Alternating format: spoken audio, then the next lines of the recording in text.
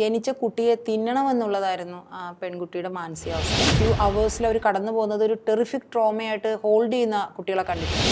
ലോകം ഏറെ ചർച്ച ചെയ്ത വിഷയമാണ് ആൻഡ്രിയ റെയ്റ്റ്സിൻ്റെ. അപ്പോൾ നോക്കിയിട്ട് ആ കുട്ടീനെ കാമാക്കാൻ പറ്റുന്നില്ല.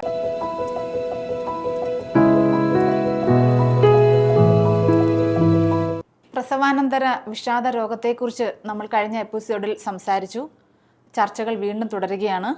പ്രസവാനന്തരം ഒരു സ്ത്രീ പഴയ അവരുടെ ജീവിതശൈലിയിലേക്ക്, അല്ലെങ്കിൽ ഒരു കുഞ്ഞുണ്ടായി കഴിഞ്ഞതിന് ശേഷമുള്ള ഒരു ജീവിതശൈലിയിലേക്ക് വരാൻ, അവർക്ക് പൊരുത്തപ്പെട്ട് വരാൻ എത്ര സമയമെടുക്കും? ഞാൻ വായിച്ചിട്ടുള്ള ലിറ്ററേച്ചറിൽ അമേരിക്കൻ കോളേജ് ഓഫ് OBG ലിറ്ററേച്ചറിലാണ് ആ ഡേറ്റ കുറച്ച് കൂടുതലായിട്ട് റിപ്പോർട്ടഡായിട്ട് കാണുന്നത്. ഇത് ഒരു 45 days to 60 days വരെയാണ് ഇതിൻ്റെ ഒരു വേരിയൻസ് റിപ്പോർട്ട് ചെയ്ത് കാണുന്നത്. സാധാരണഗതിയിൽ അതിൽ ഡിസ്ക്രൈബ് ചെയ്യുന്ന ഒരു റൂൾ തന്നെയുണ്ട്. Few days in bed, few days around the bed, few days outside the room, few days inside all rooms, then few days around the house എന്ന് പറയുന്ന ഒരു ഗ്രേഡഡ് എക്സ്പോഷറാണ് അതിനകത്ത് പറയുന്നത്. അപ്പോൾ ഈ സ്വസ്ഥത പ്രാപിക്കൽ എന്ന് പറയുന്ന അവസ്ഥ ഇതിനോടെ നടക്കും. പക്ഷേ ഹാർഡ് ലേബർ എന്ന് പറയുന്നത് കുറച്ചും കൂടി ദിവസങ്ങൾ കഴിഞ്ഞിട്ടേ പറ്റുള്ളൂ. പക്ഷേ നമ്മൾ എല്ലാത്തിനോടും ഒന്ന് കോമ്പാറ്റബിൾ ആകുക, അല്ലെങ്കിൽ അക്കോമഡേറ്റഡ് ആകുക, അഡാപ്റ്റഡ് ആകുക എന്ന് പറയുന്നൊരു സിറ്റുവേഷൻ ഈ ഇത്രയും പീരീഡ് കൊണ്ട് ചെയ്തു വരുന്നതായിട്ടാണ് ശാസ്ത്രീയമായിട്ടുള്ള റിപ്പോർട്ടുകളെല്ലാം പ്രതിപാദിക്കുന്നത്. അതുപോലെ തന്നെ ഇങ്ങനെ ഒരു പോസ്റ്റ്പാർട്ടം ഡിപ്രഷനിലേക്ക് ഒരാൾ പോയി കഴിഞ്ഞാൽ, അത് മാഡത്തിൻ്റെ അടുത്തേക്ക് എത്തിയാൽ, അപ്പോൾ എന്തൊക്കെ ചികിത്സാ വിധികൾ അവർക്ക് നമുക്ക് പറഞ്ഞു കൊടുക്കാൻ സാധിക്കും? നമ്മളത് ഡിസൈഡ് ചെയ്യുന്നത് അവരുടെ ആ ഒരു മാനസിക അവസ്ഥയെ വിലയിരുത്തിയിട്ടാണ്. ഞാൻ നേരത്തെ പറഞ്ഞല്ലോ, മരുന്ന് ചികിത്സ വേണ്ടവർ ആ വഴിക്ക് അതിൽ തന്നെ പോകണം. അതിനോട് ചേർത്ത് സൈക്കോതെറപ്പി ആവശ്യമുള്ള ആളുകളാണ് നമ്മളെപ്പോലെ ക്ലിനിക്കൽ സൈക്കോളജിസ്റ്റുകളെ സമീപിക്കുന്നത്. അപ്പോൾ സൈക്കോതെറപ്പി നമ്മൾ ചൂസ് ചെയ്യുന്നത് എപ്പോഴും അവർക്ക് അവരുടെ റിക്വയർമെൻറ്റ്സ് എന്താണെന്ന് നമ്മൾ ക്ലിനിക്കലി വിലയിരുത്തിയിട്ടാണ്. സോ സാധാരണഗതിയിൽ യൂസ്ഫുൾ ആകുന്ന സൈക്കോതെറപ്പികൾ cognitive behaviour therapy, interpersonal psychotherapy, supportive psychotherapy, ധാരാളം റിലാക്സേഷൻ ടെക്നിക്സുകളുണ്ട്, പിന്നെ ഗൈഡഡ് ഇമേജറീസ് എന്ന് പറയുന്ന ടെക്നിക്കുകളുണ്ട്, പിന്നെ ഒരു സെൽഫ് ഹിപ്നോസിസ് പോലുള്ള സൂതനിങ് ആയിട്ടുള്ള കാര്യങ്ങളുണ്ട്, മൈൻഡ്ഫുൾ പ്രാക്ടീസസ് എന്ന് പറയുന്ന ടെക്നിക്സ് ഉണ്ട്. പിന്നെ എല്ലാത്തിലും ഉപരിയായിട്ട് ഡയലക്റ്റിക്കൽ ബിഹേവിയർ തെറപ്പി ഉണ്ട്. അങ്ങനെ ഓരോ ടെക്നിക്സ് നമ്മൾ യൂസ് ചെയ്യുന്നത് അവരുടെ സിംറ്റം ബേസ്ഡ് ആയിട്ട് മാനേജ് ചെയ്യേണ്ടത് ഏത് ഏരിയയാണ് അത് നോക്കിയിട്ടാണ് നമ്മൾ ചൂസ് ചെയ്യുന്നത്. ഇതിലെ പ്രിൻസിപ്പിൾസ് അതിൽ യൂസ് ചെയ്താണ് നമ്മൾ ട്രീറ്റ് ചെയ്യുന്നത്. പക്ഷേ ചിലപ്പോൾ ഇതിനോട് ചേർന്ന് ട്രോമ എക്സ്പീരിയൻസുകൾ ഒത്തിരി എഫക്റ്റ് ചെയ്യുന്നുണ്ടായിരിക്കും. ചിലർക്ക് പ്രസവം ആസ് സച്ച് ഒരു ട്രോമയായിരിക്കും.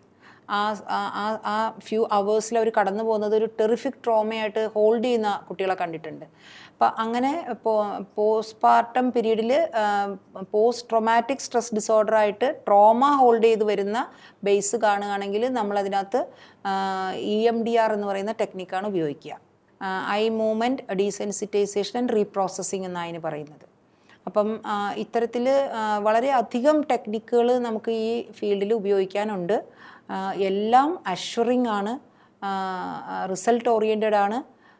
പക്ഷേ ഔചിത്യം പോലെ ആവശ്യമുള്ള സ്ഥാനങ്ങളിൽ ആവശ്യമുള്ള അത്രയും ദിവസങ്ങളിൽ അത് കടത്തി കൊണ്ടുപോകണം, അല്ലെങ്കിൽ അത് നൽകി പോകണം എന്നുള്ളതാണ് അതിനകത്തെ കാര്യം. ഇത്തരം ചികിത്സാ വിധികൾ കൊണ്ട് പ്രസവാനന്തര വിഷാദം പൂർണ്ണമായും ചികിത്സിച്ച് ഭേദമാക്കാൻ കഴിയുമോ? ഇതൊരു നല്ല ശുഭവാർത്തയുള്ളൊരു കാര്യമാണ് സത്യത്തിൽ. കാരണം ഈ ഒരു മേഖലയിൽ പ്രസവാനന്തരം വന്ന അസ്വസ്ഥതകൾ പൊതുവേ ഒരു 90% ആളുകൾക്കും കംപ്ലീറ്റ് മാറും. വളരെ വന്നങ്ങ് പോകും, ചികിത്സിച്ച് മാറിപ്പോകും. പിന്നെ വളരെ കുറച്ച് ആളുകൾക്ക് മാത്രമാണ് അത് നിൽക്കുന്നത്. അത് നമ്മൾ ലിറ്ററേച്ചർ വായിച്ചാലും നമ്മുടെ എക്സ്പീരിയൻസിലും കാണുന്നത് അവർ ഓൾറെഡി വൾണറബിൾ ആണ് മെൻ്റൽ ഇൽനെസ്സിന്. ചിലപ്പോൾ അവർക്ക് നേരത്തെ തന്നെ ഇതിൻ്റെ കുറച്ചൊക്കെ സിംറ്റംസൊക്കെ തൊട്ടും മുട്ടി എന്ന് പറയുന്ന പോലെ ഇങ്ങനെ നിന്നിട്ടുണ്ടാകും. ചിലത് നേരത്തെ ഡയഗ്നോസ് ചെയ്തിട്ടുണ്ടാവില്ല എന്നേ ഉള്ളൂ. ചിലത് അവരതിന് വേണ്ടി ഒരു കൺസൾട്ടേഷന് പോയി കാണില്ല എന്നുള്ളതേ ഉള്ളൂ. ഇപ്പോൾ അവർ പോകേണ്ടി വന്നു, സാഹചര്യം ഇങ്ങനെ വന്നു, അപ്പോൾ കണ്ടുപിടിച്ചു. അപ്പോൾ അതുകൊണ്ട് ഓൾറെഡി നമ്മൾ ആ അസുഖത്തിൻ്റെ ഒരു പിടിയിൽ ചെറിയ തോതിലാണെങ്കിലും, അല്ലെങ്കിൽ അതിനോട് വൾണറബിൾ ആണെങ്കിലും, നമ്മൾ ഇതിലേക്കൊക്കെ വന്നു കഴിയുമ്പോൾ ചിലപ്പോൾ പെർസിസ്റ്റൻ്റ് ആയിട്ട് അത് നിന്നെന്ന് വരും കുറച്ചും കൂടെയൊക്കെ. പക്ഷേ അല്ലാതുള്ളതെല്ലാം തന്നെ തിരിച്ചു പോകുന്നൊരവസ്ഥയാണ്. പക്ഷേ നമ്മളിതിനകത്ത് മനസ്സിലാക്കേണ്ട ഒരു കാര്യം, ആദ്യത്തെ പ്രസവത്തിന് നമുക്ക് ഇങ്ങനൊരു ബുദ്ധിമുട്ട് വന്നിട്ടുണ്ടെങ്കിൽ പിന്നീടുള്ള പ്രസവങ്ങളിലേക്ക് ഈ പെൺകുട്ടി തയ്യാറെടുക്കുമ്പോൾ ഇതും അതിനകത്ത് ടേക്ക് കെയർ ആയിരിക്കണം. ആൻഡ്രിയ യേറ്റ്സ് എന്ന് പറയുന്ന 2001 ലോകമേറെ ചർച്ച ചെയ്ത വിഷയമാണ് ആൻഡ്രിയ യേറ്റ്സിൻ്റേത്. ഈ ആൻഡ്രിയ യേറ്റ്സ് കൊന്നത് 5 മക്കളെയാണ്. അപ്പം എല്ലാവരും 5 മക്കളെ കൊന്ന് തള്ള എന്നാണ് അവരെ വിശേഷിപ്പിക്കുന്നത്. പക്ഷേ ആക്ച്വലി അവരെ അതിന് ആരോപണം പറയാൻ പറ്റില്ല. ആദ്യത്തെ കുട്ടിയെ അവർ ചെയ്തു, രണ്ടാമത്തെ കുട്ടിയെ അവർ ചെയ്തു, മൂന്നാമത്തെ കുട്ടിയെ ചെയ്യുമ്പോഴേക്കും അതിൻ്റെ ഉത്തരവാദിത്തം മറ്റുള്ളവരിലേക്കാണ് വരുന്നത് ആക്ച്വലി. കാരണം അവരെ ടേക്ക് കെയർ ചെയ്യേണ്ടവർ ആരായിരുന്നുവോ, അത് ഭർത്താവാകട്ടെ അല്ലെങ്കിൽ ഭർത്തൃ വീട്ടുകാരാകട്ടെ സ്വന്തം വീട്ടുകാരാകട്ടെ, അവരെ അവരുടെ ആ പ്രശ്നം തിരിച്ചറിയുകയോ, നമ്മളിപ്പോൾ ആദ്യത്തെ എപ്പിസോഡിൽ ഈ പ്രശ്നങ്ങൾ എങ്ങനെ തിരിച്ചറിയാമെന്ന് ചോദിച്ചപ്പോൾ ഞാൻ പറഞ്ഞല്ലോ, നമ്മുടെ ക്ലോസ് ആയിട്ട് നമ്മുടെ കൂടെ നിൽക്കുന്നവർക്കാണ് എപ്പോഴും നമ്മളെ ഒബ്സർവ് ചെയ്യാൻ പറ്റുക. ഒരു വ്യത്യാസം കാണുന്നുണ്ടല്ലോ സ്വഭാവത്തിൽ എന്ന് തോന്നുക. അപ്പോൾ അത്തരത്തിൽ അവരെ സൂക്ഷ്മമായി നിരീക്ഷിക്കാനോ അവർക്ക് പരിഗണന കൊടുക്കാനോ അല്ലെങ്കിൽ അവർക്കൊരു കെയർ കൊടുക്കാനോ അവിടെ ആരും ഇല്ലാതെ നെഗ്ലക്റ്റഡ് ആയതുകൊണ്ടാണ് ആ സ്ത്രീ അത് ചെയ്യേണ്ടി വന്നിട്ടുള്ളത്. അപ്പോൾ അതുകൊണ്ട് ഈ പോസ്റ്റ്മോർട്ടം പീരീഡിലുള്ള മാനസിക ആരോഗ്യം നമ്മൾ വീണ്ടെടുത്താലും വീണ്ടും പാർട്ടത്തിലേക്ക് പോകുമ്പോൾ നമുക്ക് അടുത്ത പ്രസവത്തിൽ ചിലപ്പം അത് വരാനുള്ള സാധ്യതകൾ നമുക്ക് തള്ളിക്കളയാൻ പറ്റില്ല. അതുകൊണ്ട് ആ സമയത്ത് നമ്മൾ കുറച്ചും കൂടി എക്സ്ട്രാ കെയർ എടുത്ത് നമ്മൾ അതിൽ ശ്രദ്ധിച്ച് നിന്ന് വീണ്ടും നമ്മളത് ട്രീറ്റ് ചെയ്ത് കറക്റ്റാക്കി എടുക്കുക. പക്ഷെ കറക്ഷൻ പെട്ടെന്ന് കിട്ടുന്ന ഒരു സിസ്റ്റമാണ് ഈ ഒരു അവസ്ഥയിലൂടെ കടന്നു പോകുമ്പോൾ ഉള്ളതെന്നുള്ളത് കൊണ്ട് നമുക്കത് വളരെ ശുഭോദർക്കമായിട്ടുള്ള ഒരു കാര്യമാണ്. കുടുംബ അന്തരീക്ഷത്തിന് ഇതിനകത്ത് പ്രാധാന്യമുണ്ടോ? വളരെ അധികം പ്രാധാന്യമുണ്ട്. ഞാൻ ആദ്യത്തെ എപ്പിസോഡിൽ സൈക്കോസോഷ്യൽ ഫാക്ടേഴ്സിന് എടുത്തെടുത്ത് പറയുന്നത് ആ ഒരു ഡൈനമിസമാണ്. എത്രയോ സ്ത്രീകളെ ഗർഭിണിയായിരിക്കുമ്പോൾ തന്നെ ഭർത്താക്കന്മാരെ അടിക്കുന്നു, അമ്മായിമ്മമാർ അവരെ പട്ടിണിക്കിടുന്നു, അല്ലെങ്കിൽ മോശമായ ഭക്ഷണം കൊടുത്തിട്ട് നല്ലത് മാറ്റിക്കളയുന്നു, അവരുടെ പെൺമക്കളെ വേറൊരു തരത്തിൽ ഹാൻഡിൽ ചെയ്യുന്നു. ഈ പെൺകുട്ടി ചിലപ്പോൾ ദൂരസ്ഥലങ്ങളിൽ നിന്ന് വന്ന് പെട്ടതായിരിക്കും, അതിന് സ്വന്തം വീട്ടിലേക്ക് പോകാൻ മാർഗ്ഗമില്ലായിരിക്കും, ഓടി ഓടി എല്ലാ മാസവും അവിടെ പോയി നിൽക്കാൻ പറ്റില്ല, ചിലപ്പം പ്രസവിക്കുന്ന ദിവസങ്ങളിൽ മാത്രമായിരിക്കും സ്വന്തം വീട്ടുകാർ കൊണ്ടുപോകാൻ തയ്യാറാവുള്ളൂ. അപ്പം ഇങ്ങനെയൊക്കെ വരുമ്പോൾ ഒരു ഭർത്താവിൻ്റെ വീട്ടിൽ ഗർഭാവസ്ഥ എന്ന് പറയുന്നത് അന്യരുടെ കൂടെ തന്നെയാണ് നമ്മൾ നിൽക്കുന്നത്. ഇനി സ്വന്തക്കാരെന്ന് പറഞ്ഞാലും ഈ ഏത് വീട്ടിലായാലും എവിടെയാണോ ഈ സൈക്കോപത്തോളജി ഉള്ളത്, ഏത് വീടിനാണോ സൈക്കോപത്തോളജി ഉള്ളത്, അവിടെ ഈ പെൺകുട്ടി എത്ര കേടാവും, എത്ര ചിന്തിക്കപ്പെടും, അല്ലെങ്കിൽ എത്ര ഇതിനെക്കുറിച്ചൊക്കെ ബോധവതികളോ ആ ചുറ്റുമുള്ളവരായിട്ട് അതിനോട് പെരുമാറും എന്നൊന്നും നമുക്ക് ഉറപ്പ് പറയാനാകില്ല. സോ അതുകൊണ്ട് കുടുംബാന്തരീക്ഷവും ഇതിൻ്റെ പൊട്ടിപ്പുറപ്പെടലും ചികിത്സയും ചികിത്സയുടെ ഔട്ട്കമും എല്ലാം ഇതുമായിട്ട് വളരെയധികം ബന്ധപ്പെട്ട് നിൽക്കുന്നതാണ്. മാഡം, എനിക്ക് ചോദിക്കാനുള്ള ഒരു കാര്യം, ഇത് നമ്മൾ നേരത്തെ കേട്ടിട്ടില്ലാത്ത കുറച്ച് കാര്യങ്ങളാണല്ലോ, അതോ നേരത്തെ ഉണ്ടായിരുന്നിട്ടും നമ്മളിത് സംസാരിക്കാൻ വിട്ടുപോയ കാര്യങ്ങളാണോ, അതോ പുതിയതായിട്ട് മാത്രം ഈ ഒരു പ്രശ്നം, ഈ ഒരു സങ്കീർണമായ സ്ത്രീകളുടെ ഈ മാനസിക പ്രശ്നം, ഈ പ്രസവാനന്തര പ്രശ്നം എന്ന് പറയുന്നത് ഇപ്പോൾ മാത്രം വന്നിരിക്കുന്ന ഒരു പ്രശ്നമാണോ, അതോ നേരത്തെ തന്നെ ഉണ്ടായിരുന്നിട്ട് നമ്മൾ ചർച്ച ചെയ്യാൻ വിട്ടുപോയിട്ടുള്ളതാണോ? ഇത് നേരത്തെ തന്നെ ഉണ്ട്, പക്ഷേ ഇപ്പോഴിത് കുറച്ചും കൂടി റിപ്പോർട്ടിംഗ് കൂടി വരാൻ സാധ്യതകളുണ്ട്. ഒന്നാമത് നമുക്ക് മീഡിയാസൊക്കെ ഇപ്പോൾ നമുക്ക് ധാരാളം ഇങ്ങനെ ആക്റ്റീവായിട്ട് ഇതെല്ലാം അവൈലബിൾ ആക്കുന്നുണ്ട്, അതുകൊണ്ട് നമ്മൾ അറിയുന്നു. അല്ലാതെ ഇങ്ങനൊരു സംവിധാനം ഇപ്പോൾ സ്ത്രീകൾക്കായിട്ട് പുതിയതായിട്ട് വരുന്നതല്ല. സ്ത്രീകൾക്ക് ഗർഭധാരണം ഉണ്ടെങ്കിൽ, പ്രസവമുണ്ടെങ്കിൽ അവർക്ക് ഈ പറയുന്ന എല്ലാ ശാരീരിക മാനസിക വ്യതിയാനങ്ങളുടെയും കടന്നുപോയേ പറ്റൂ. പക്ഷേ ഇപ്പോഴ് കുറച്ചും കൂടി അവയർനെസ് ഉണ്ട്, ഇങ്ങനത്തുള്ള ഈ വാർത്താവിനിമയ സംവിധാനങ്ങളെല്ലാം ഉണ്ട്, ചികിത്സാ സംവിധാനങ്ങളുണ്ട്, പ്രൊഫഷണൽസ് പുറത്തേക്ക് വന്ന് ഇത് സംസാരിക്കുന്നുണ്ട്. പിന്നെ ഇതുമായിട്ടൊക്കെ ബന്ധപ്പെട്ട ക്രൈം റേറ്റ്സ് വരുന്നതും ഇപ്പം ബന്ധപ്പെട്ടിട്ടാണല്ലോ ക്രൈം റേറ്റ്സ് വരുന്നത്. അപ്പോൾ ആ ക്രൈം റേറ്റ്സ് റിപ്പോർട്ടഡ് ആകുന്നുണ്ട്.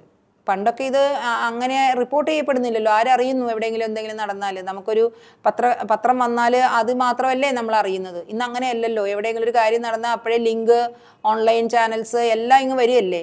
അപ്പോൾ അതുകൊണ്ട് നമ്മൾ ഒത്തിരി എക്സ്പോസ്ഡ് ആണ് ഇതിനകത്തേക്ക്. അല്ലാതെ ഇതിവിടെ നിലവിലില്ലാതിരുന്നിട്ടുണ്ടെന്ന് തോന്നുന്നില്ല, അല്ലെങ്കിൽ അങ്ങനെ അല്ലാതെ ചരിത്രങ്ങളിലെല്ലാം നമുക്ക് ലിറ്ററേച്ചർ പുറകോട്ട് വായിക്കുകയാണെങ്കിൽ നമുക്ക് വളരെ പുറകിലെ കാലങ്ങളിലേ മുതൽ നമുക്ക് ലിറ്ററേച്ചർ കിട്ടും. അപ്പോൾ അതുകൊണ്ട് അത് ഇവിടെ ഇല്ലാതിരുന്നിട്ടില്ല. പ്രസവാനന്തര വിഷാദവുമായിട്ട് ബന്ധപ്പെട്ട് ഒരുപാട് പേര് ഇതിനോടകം മാഡത്തിൻ്റെ അടുത്ത് ചികിത്സയ്ക്കായിട്ട് വന്നിട്ടുണ്ടാവുമല്ലോ. അതെ. അപ്പോൾ മറക്കാനാവാത്ത ഒരു അനുഭവം പറയാമോ? ഒരിക്കലും അത് വെളിയിൽ പറഞ്ഞിട്ടില്ലാത്തൊരു കാര്യമാണ്. ആ പെൺകുട്ടിക്ക് ജനിച്ച കുട്ടിയെ തിന്നണമെന്നുള്ളതായിരുന്നു ആ പെൺകുട്ടിയുടെ മാനസികാവസ്ഥ. പക്ഷേ അത് കുറച്ച് പെട്ടെന്ന് നന്നായി അത് റെസ്പോണ്ട് ചെയ്തു നമ്മുടെ ട്രീറ്റ്മെൻറ്റിനോട്. വളരെ കുറച്ച് കാലം മെഡിസിൻ കൊടുത്തു. കാരണം ഇത് പെട്ടെന്ന് ഇങ്ങനെ കേൾക്കുമ്പോൾ നമുക്കിതൊരു സൈക്കോസിസ് ആണോ എന്ന് തോന്നുമായിരുന്നു. അതുകൊണ്ട് ഞാൻ സൈക്കോതെറപ്പിയിൽ മാത്രം നിർത്തുന്നത് ശരിയല്ല എന്ന് തോന്നിയിട്ട് ഞാൻ അത് സൈക്യാട്രിക് കൺസൾട്ടേഷൻ വേണമെന്ന് ഞാൻ അവരൊരു രാത്രിയിലാണ് വന്നത്.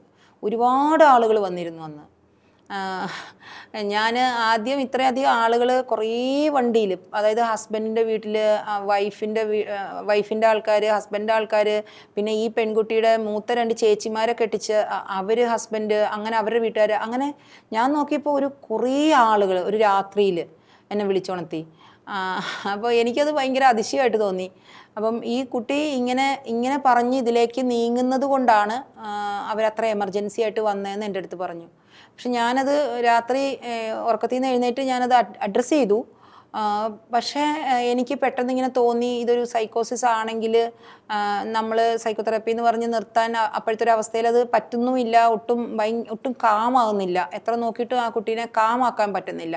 സോ കുറച്ചൊന്ന് സെഡേറ്റഡ് ആയി, നന്നായി കുറച്ച് റെസ്റ്റായി, അങ്ങനെയൊക്കെ വന്ന് കുറച്ചും കൂടി പിന്നെ തെറപ്പിക്ക് ഇരുന്ന് തരണമല്ലോ. നമുക്ക് സംസാരിക്കണമെങ്കിൽ, ഗ്രഹിക്കണമെങ്കിൽ, അവയർനെസ്സിലേക്ക് കൊണ്ടുവരണമെങ്കിലൊക്കെ നമുക്കൊരു പ്രിപ്പറേറ്ററി പീരീഡ് അങ്ങനെ ചിന്തിച്ചിട്ട് ഞാനത് കൺസൾട്ടേഷൻ പറഞ്ഞു കൊടുത്തു അവർക്ക്.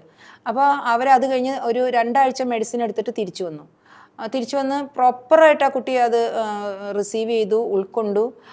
ആക്ച്വലി ആ കുട്ടിയും ഹസ്ബൻഡും തമ്മിൽ ഭയങ്കര കോൺഫ്ലിക്റ്റ് ആസ്പെക്റ്റുകൾ അതിൽ വർക്ക് ചെയ്ത് വന്ന കൂട്ടത്തിൽ ഡ്രഗിൻ്റെ ഡോസ് അഡ്ജസ്റ്റ് ചെയ്ത് കൊണ്ടുവന്ന് വളരെ കുറഞ്ഞ പീരീഡിൽ തന്നെ ഡ്രഗ് സ്റ്റോപ്പ് ചെയ്ത് കൊടുത്തു സൈക്യാട്രിസ്റ്റ്.